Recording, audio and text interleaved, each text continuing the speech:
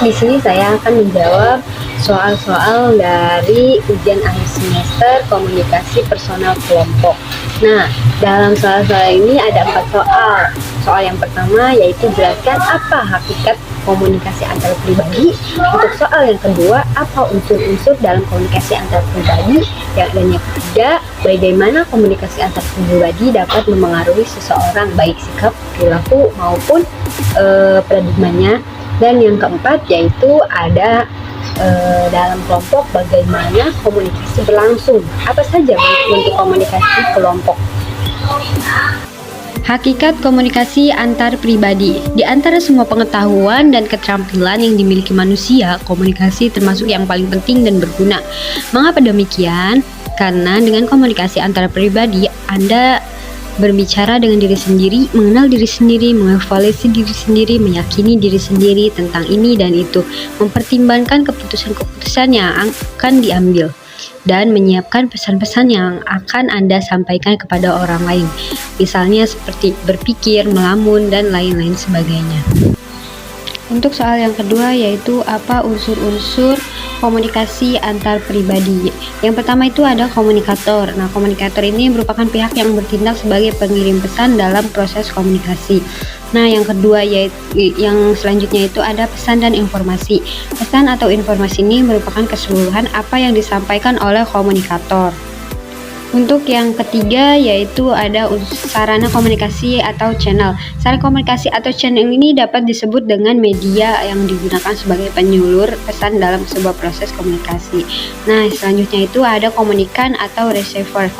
Komunikan adalah sebutan bagi orang yang penerima pesan atau berita yang disampaikan oleh komunikator.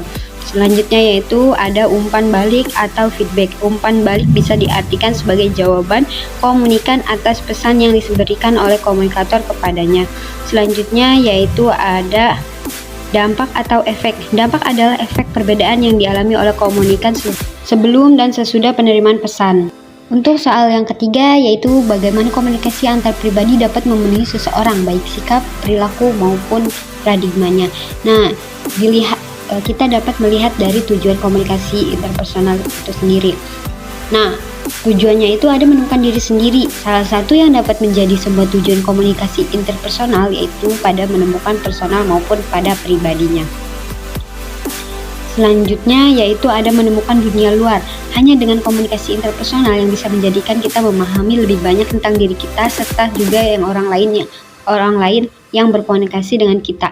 Selanjutnya ada membentuk dan menjaga hubungan yang penuh arti. Dalam salah satu keinginan orang yang terbesar akan menjadi bentuk pada memelihara sebuah hubungan dengan orang lain. Selanjutnya ada berubah sikap dan tingkah laku. Banyak waktu yang dapat kita pergunakan untuk bisa mengubah sikap serta dalam tingkah laku orang lain dengan pertemuan dan interpersonal. Selanjutnya untuk membantu para ahli psikologi klinis serta terapi menggunakan teknik komunikasi interpersonal saat kegiatan profesional mereka untuk mengarahkan para klien. Untuk soal yang keempat yaitu dalam kelompok bagaimana komunikasi berlangsung. Apa saja bentuk-bentuk komunikasi kelompok? Bentuk komunikasi kelompok menurut Angeli Putriana dalam buku Psikologi Komunikasi 2021, komunikasi kelompok termasuk komunikasi tatap muka karena komunikator dan komunikan berada dalam situasi saling berhadapan dan saling melihat. Berdasarkan jumlah anggotanya, komunikasi kelompok dapat dibagi menjadi dua, yaitu komunikasi kelompok kecil dan komunikasi kelompok besar. Nah, komunikasi kelompok kecil itu bentuk komunikasi kelompok ini sering terjadi dalam kehidupan sehari-hari. Contohnya kegiatan diskusi rapat, perkuliahan, seminar, diskusi panel, dan sebagainya. Komunikasi kelompok kecil ini berlangsung secara dialogis, bunyi umpan balik secara verbal, serta adanya diskusi tanya jawab. Sedangkan komunikasi kelompok besar yaitu komunikasi kelompok besar lebih ditunjukkan pada proses afeksi dan bersifat linear untuk suatu arah. Pesan yang disampaikan komunikan lebih bertuju pada perasaan. Bentuk komunikasi kelompok ini punya jumlah komunikan yang sangat besar dari berbagai latar belakang, jenis kelamin, usia, dan tingkat pendidikan. Selain itu, pesan yang disampaikan komunikator sifatnya mudah menyebar dan di antara komunikan.